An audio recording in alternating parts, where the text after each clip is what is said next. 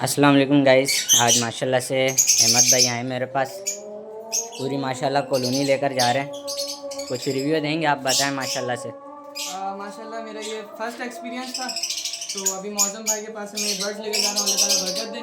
आमीन फिर आमीन। जैसी ब्रीड आती है, जैसा रिस्पॉन्स होता है, फिर मैं आप भाई से कांटेक्ट कर लूँगा। इंशाल्लाह इंशाल्लाह। माशाल्लाह आप देख सकते हैं पूरी कॉलोनी थी जो मेरी, और दो बच्चों के साथ माशाल्लाह अपनी वालदा के साथ आए और भाई लेकर जा रहे हैं। अल्लाह ताला इनके काम में जो बरकत दे और अच्छी से अच्छी